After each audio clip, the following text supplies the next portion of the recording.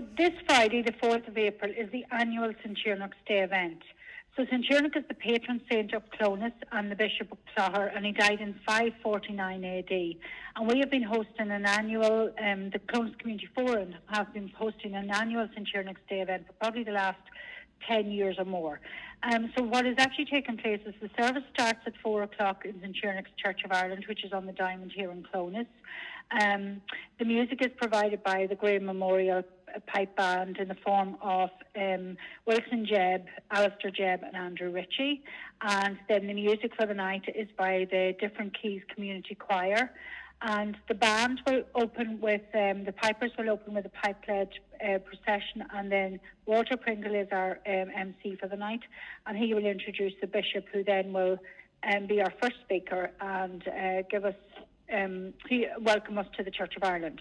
The second speaker and our guest speaker on the night is Father Brian Darcy from St. Gabriel's Retreat in the Gran and in Enniskillen.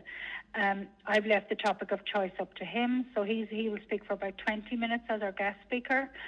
Then in between there will be different parts of music, and then Father Gabriel Dolan, the new curate up here in the Sacred Heart Church in Clones, will do the reading of the day before the final part of the procedure is when the monks go outside and get into position along with the pipers. So we have volunteer monks, usually about 10, and then the congregation will follow them down, and the procession will then go across the Diamond, down past the Abbey, into the Round Tower graveyard, stop at St. Tigernach's sarcophagus. There's a little bit of scripture, and Wilson Jebb usually plays a lone piece of pipe music before we come back to the Cassandra Hand Centre for refreshments.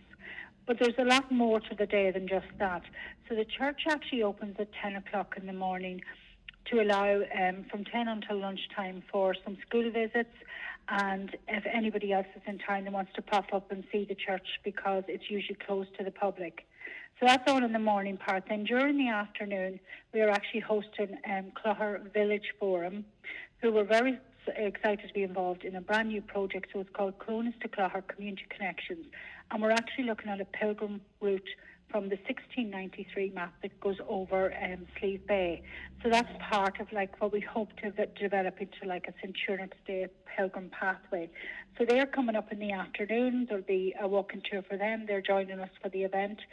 And then we're working with them over the course of the next year on a kind of a wider project to develop St. Tigernach's pathway.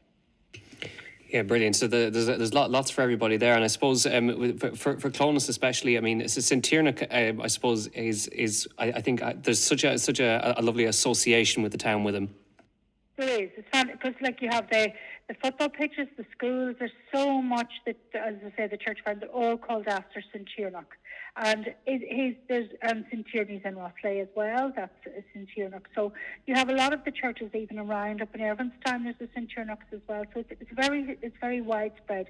And the invites we send out, or the contacts we send out for the event, we like that. We go with anywhere within the Clogher diocese. We send out to all the different religious orders, politicians, business people and individuals via email, Facebook, WhatsApp. So we usually send out, and plus the event is live streamed on the night. And as well, you mentioned the pilgrim path, or the pilgrimage that goes over the top of Slieve Bay. Is there a story behind that? Well, back in a couple of years ago, Barney Devine did a little piece. It's written in a journal called Field.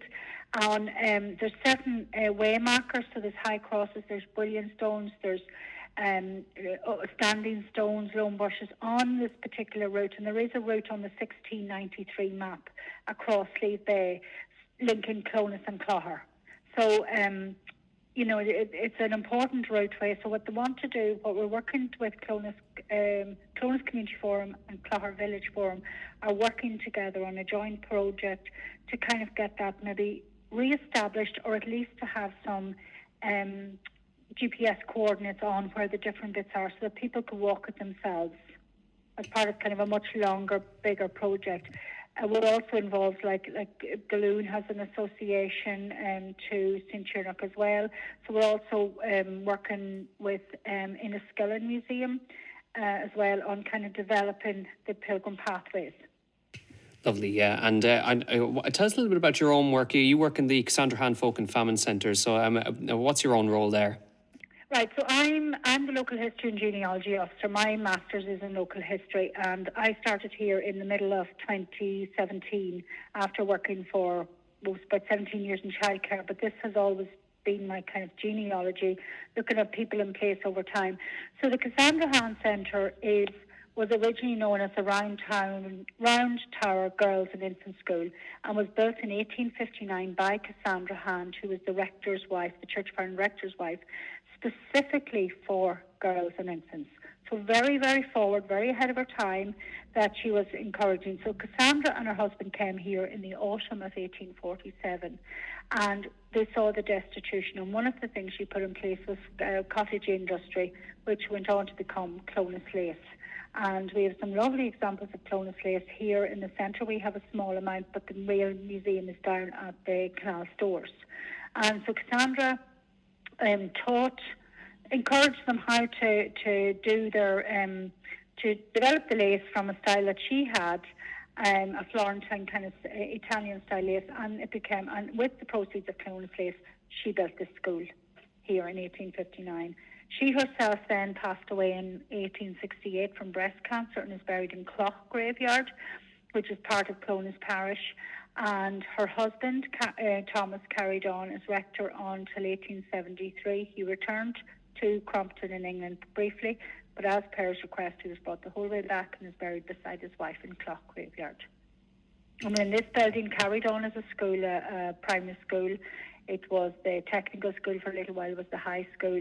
Fell into sort of disrepair, and Clonus Community Forum was established in 1998, and one of their first jobs was to renovate the Cassandra Han Centre. They were also instrumental in setting up the Family Resource Centre, the Youth Club, and the Peace Link. They're an umbrella group for other groups. So this centre then has been running as the Cassandra Han Centre from about 2004. And then when I started in 2017, we added some extra information, and we now call it the Cassandra Han Folk and Famine Centre. So it's open from after St. Tigernach's Day now. It'll be open every day from 10 until 4. But there's events on, like we've just finished tomorrow. We just finished an 8-week genealogy course. There's creative writing running on a Monday morning. There's different meetings go on nights. So there's different events all the time. We do cream tea with a tour of the centre or a walking tour of the town, because I'm a qualified tour guide as well. And so there's a lot going on. It's busy. We're nicely busy all the time. Yeah, very, very good. And just lastly, Anna, of course, just with this event on Friday, you're encouraging everyone to come out. Please, yes, please do. Bums on seats are very important, and it looks like it's going to be a beautiful day. So it'll be a really good day. All ages, all generations, it doesn't matter, all religions. It'll be lovely to take part in the procession coming down the diamond, because we have monks with tiki lights. So it's actually a torch-led procession, and then we end up in the sarcophagus. So really, yeah, it's support the events that are on in the town and support the town. It's a free event. There will be a donation jar just for general upkeep, because we're a non-profit organisation, and of course the Church of Ireland as well. So there will be a donation jar, but it's really to ask people to come out and to meet. And with Father Brian Darcy as our guest speaker, he draws a good crowd. People love him.